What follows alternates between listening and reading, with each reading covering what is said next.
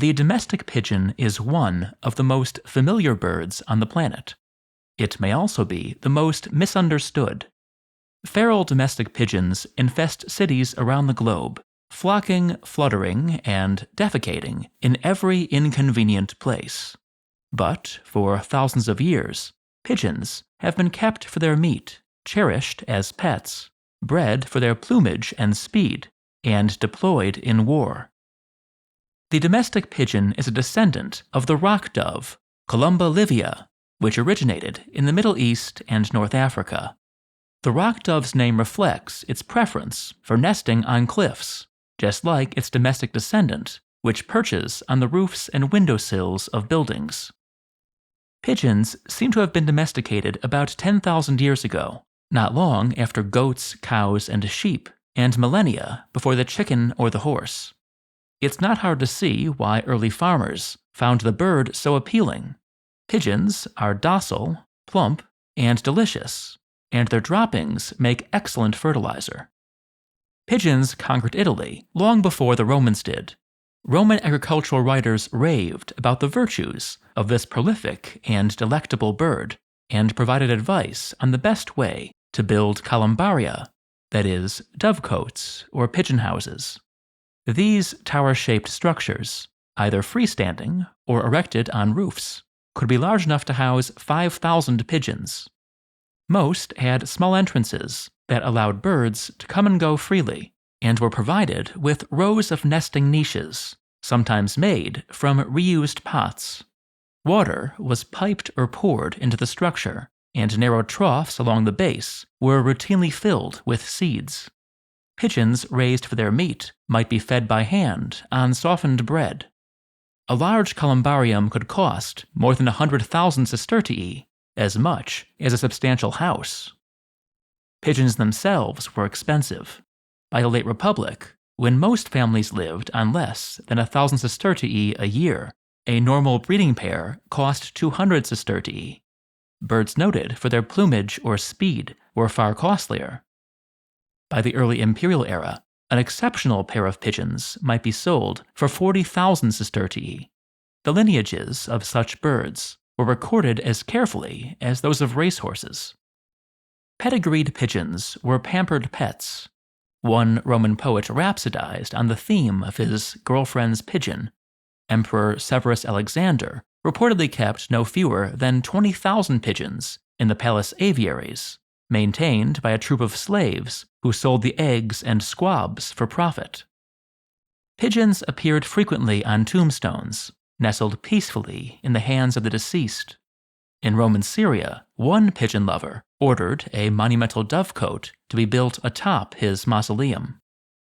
Thanks to their instinctive habit of returning to the same rocky crevice to nest, pigeons have a strong homing instinct.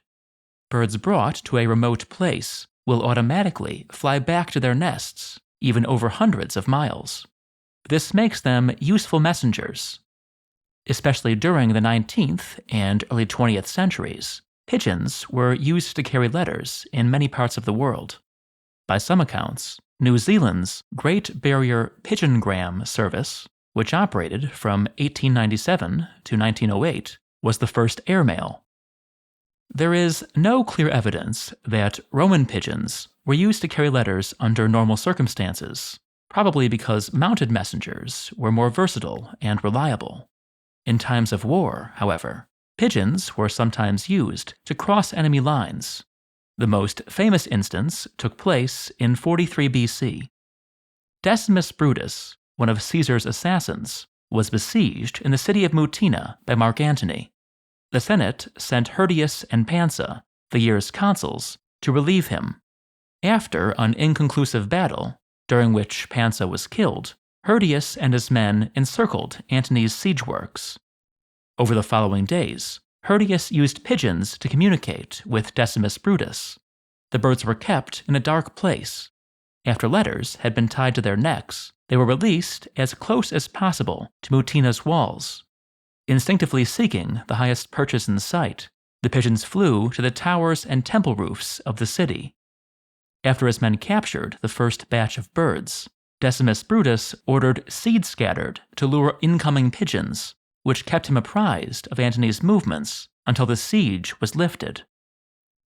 Speaking of military maneuvers, a brief word about this video's sponsor. Krieg Eterna is a new strategy card game for 2 to 4 players, available now on Amazon. The game is set in 17th century Europe.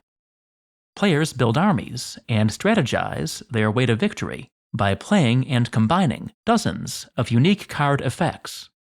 Winning requires creative tactics, bluffing, and just a bit of luck. I appreciate the historical paintings and quotations on the cards, and, after playing a few rounds with friends, I'm confident that anyone who likes fast-paced strategy games will enjoy Krieg Eterna. Krieg Eterna is a perfect stocking stuffer for history buffs, and will provide hours of holiday fun for the whole family. Click the link in the description and save 10% by using the code 10ROAMOFF at checkout. Back to our topic. Off the battlefield, pigeons are noteworthy for their elaborate courtship ritual, which involves touching beaks in what looks like a kiss. They mate for life and seem affectionate to their partners. Pliny the Elder primly observes that adultery is unknown among pigeons. Thanks to their apparently amorous nature, pigeons were emblems of Venus. If you'll permit a brief aside, we're accustomed to associating Venus, and love in general, with doves, not pigeons. This is an error of terminology. A number of closely related species from the family Columbidae are referred to in English as doves and pigeons, sometimes interchangeably. But the most familiar variety of dove, the kind you see on greeting cards, is nothing more or less than a large domestic pigeon, bred to have white plumage. Latin, fittingly, uses the same word for pigeon and dove. The association between love goddesses and pigeons, or if you prefer, doves, goes back to the Mesopotamian goddess Ishtar. Aphrodite borrowed many of Ishtar's attributes, including the doves that drew her jeweled chariot. In her Roman guise as Venus, she was often shown with a pigeon beside her or perched in her hand.